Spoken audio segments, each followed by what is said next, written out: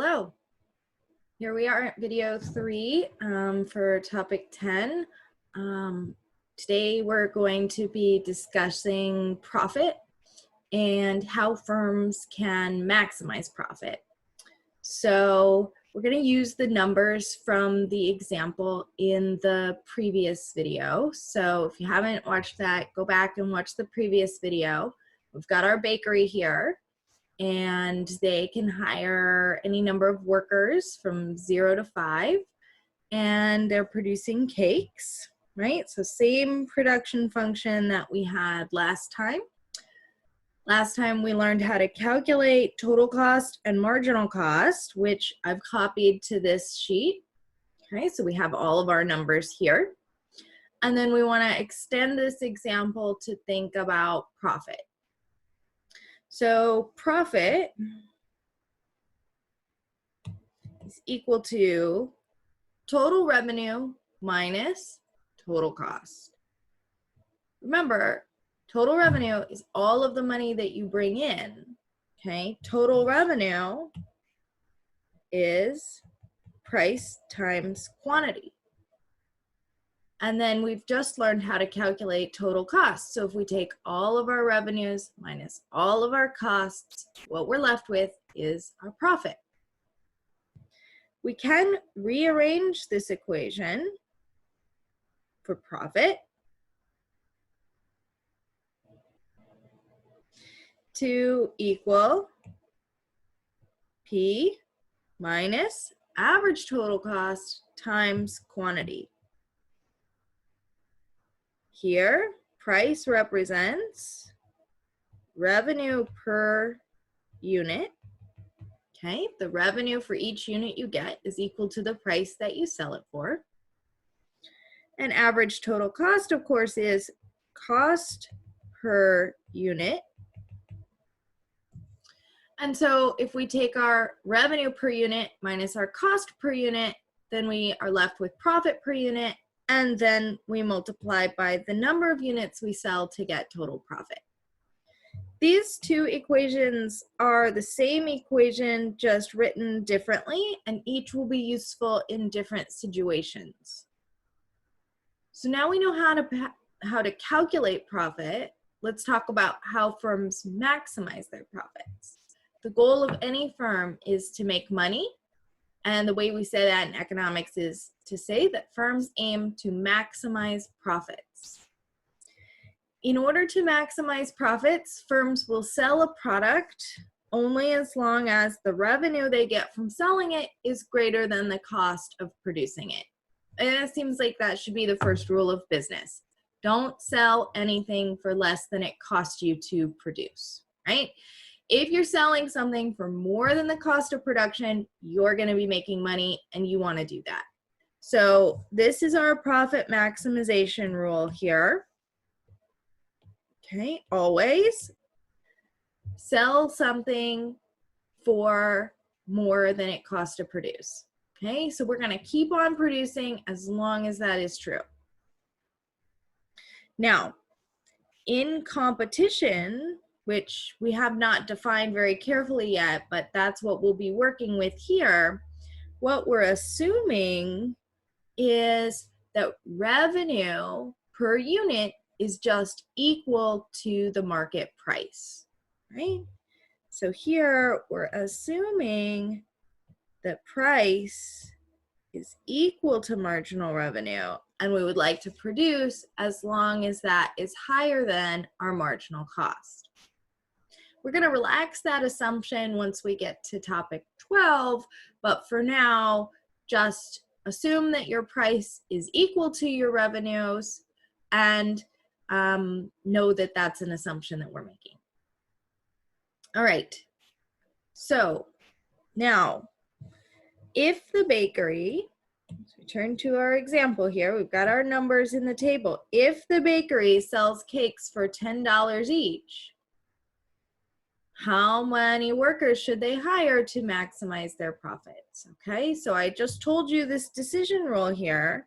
We would like to produce as long as price is greater than or equal to marginal cost. And that's going to get us to the highest profit point. So I look here at my table, and I can see the first worker is producing cakes at a cost of $3. Yep, that's less than 10. $4 is less than 10. $6 is less than 10. But I don't want to hire the fourth worker. Why? Because the fourth worker produces cakes at a cost of $12. I can only sell those cakes for $10. That's not a good deal. So I'm going to stop producing right here.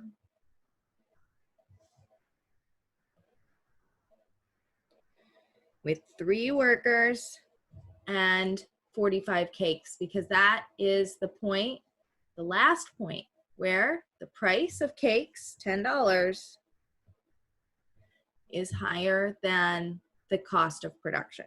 Okay, so this is my profit maximizing point here.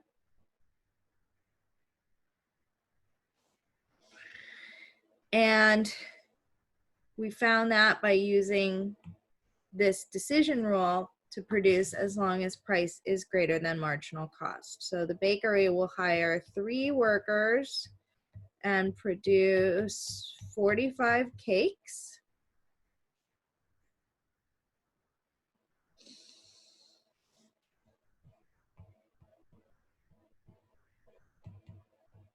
Because that's the last place where price is greater than or equal to marginal cost. All right.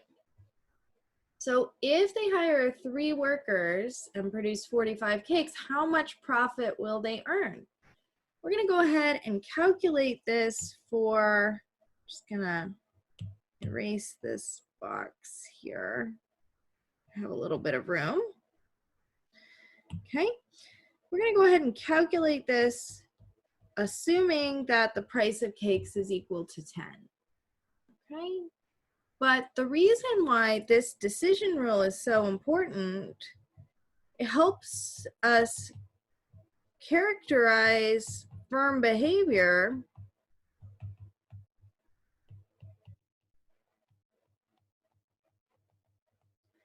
for any price.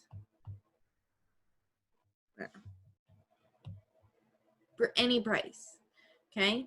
So one way to approach this first question to say how many workers should the firm hire to maximize their profits would be to calculate profit for all of these different points and then to pick the highest one. You could do that. And that would tell you for a price of $10, what point would maximize profits. But by calculating marginal cost instead, this allows me to see how much the firm would produce for any price, okay, without any additional calculations. We are going to do those additional calculations for a price of $10 because I want to show you that this decision rule does get us to the point with the highest profits. All right, so let's calculate total revenue and profit for each possible point of production here for a price of $10. All right, so total revenue is just price times quantity. So if I make no cakes, I get no revenue. Okay, 20 cakes gives me $200 in revenue. It's $350, $450, $500, and $530. Okay, total revenue is just price times quantity. And then profit will be total revenue minus total cost. So I'll just subtract. I got negative 20, 120, 210, 250, 240, and 210. Okay.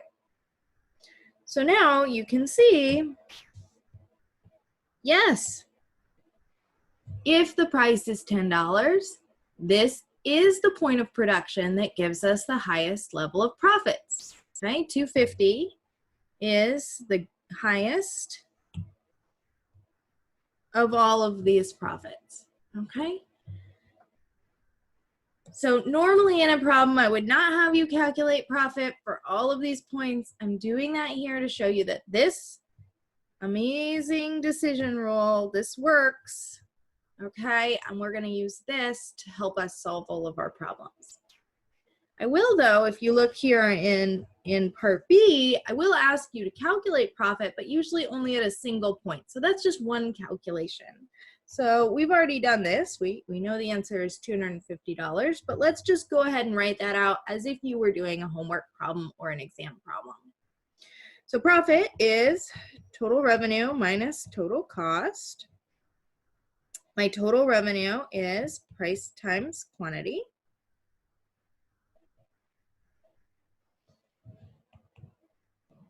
That's going to equal, right, I have a price of $10 times I'm producing 45 units, and that gives me $450 in total revenue. So I've got 450 minus my total cost. I can just read off of my graph here, but that would be all of your fixed costs plus all of your variable costs.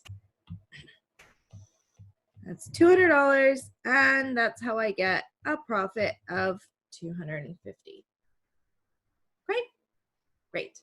So now the next part of the problem is asking me, what happens if the price goes up to $15? And now you can see the value of this decision rule, right? Because you could go back and recalculate total revenue and profit for all of these different options at a price of $15 and then pick the highest one. But that would be a lot of extra calculations. Instead, we can just use this price is greater than marginal cost decision rule, right, to just read off the table what the answer is. So got my marginal cost. I'm gonna produce as long as my price, that's $15, is bigger than my marginal cost. And so I'm gonna stop producing now after the fourth worker, all right? So I've got, let's use a different color here, right? My answer for part C will be that if the price increases to $15, the firm will hire 4 workers and produce 50 cakes. And let's go ahead and calculate profit.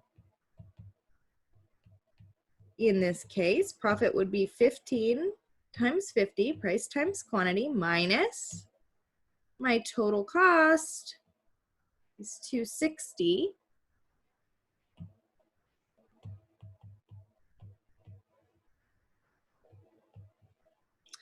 And that's going to give me a profit of $490. Great. So calculating marginal cost is really important, and understanding how to use this decision rule of producing as long as price is greater than marginal cost is a big part of this section of the course.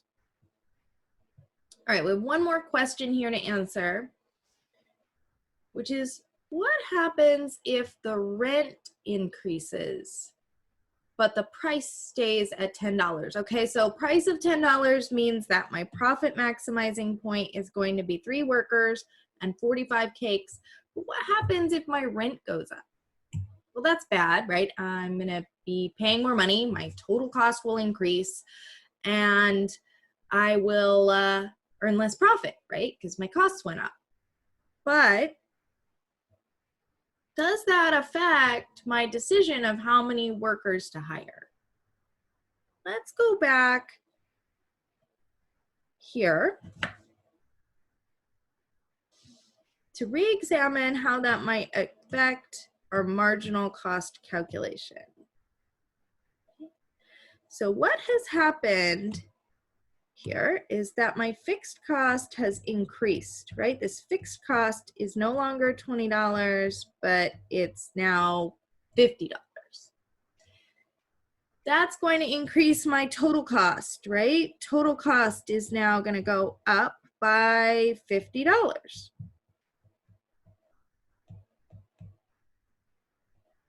And you don't need to write all of this out on your sheet, but I'm trying to demonstrate to you the effect of a change in fixed cost. All right, so my total cost went up, my profit's gonna go down, but what happens to marginal cost? What happens to marginal cost? The answer is nothing. Nothing happens to marginal cost because the change in total cost as I move down the table, as I hire one additional worker, it's still 60, right? 80 minus 20, or, sorry, that's the old one, 130 minus 70, or 250 minus 190. Like, difference as I move from row to row is that I hire one more worker. I have to pay that worker $60. My fixed cost does not affect my marginal cost at all. Okay? So, what have we learned here? We have learned that a change in fixed cost will not affect our marginal cost calculations.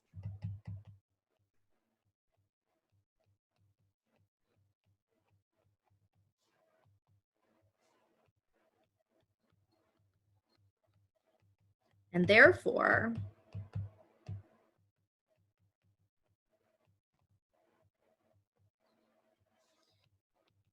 will not affect the production decision.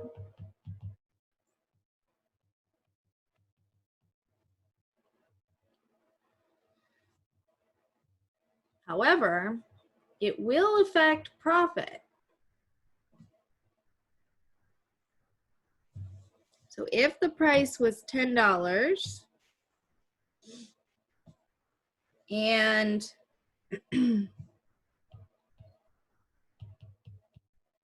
our fixed cost has increased from 20 to 50, that's an increase of $30. That will decrease profit by $30. It's going to affect your profit, but it does not affect your profit maximizing production decision. You're still going to hire 3 workers. You're still going to make 45 cakes. You're just going to earn $30 less because your costs went up. So remember that fixed costs are kind of like a sunk cost. If you remember way back to the first section of the course, we talked about sunk costs in the very first topic, okay? Sunk costs, something that we spend no matter which choice we make, right? No matter how many bakers you hire and how many cakes you produce, you always have to pay your fixed cost. You always have to pay your rent, okay? So it's like a sunk cost. It doesn't affect the number of workers you hire because it's the same no matter what choice you make, right? So the sunk cost here, our fixed costs will affect your profits, but will not affect your production choice. All right, good. So next video is short run shutdown condition. And we've just got a couple more videos for this section. Short run shutdown condition is the last kind of new material for this topic.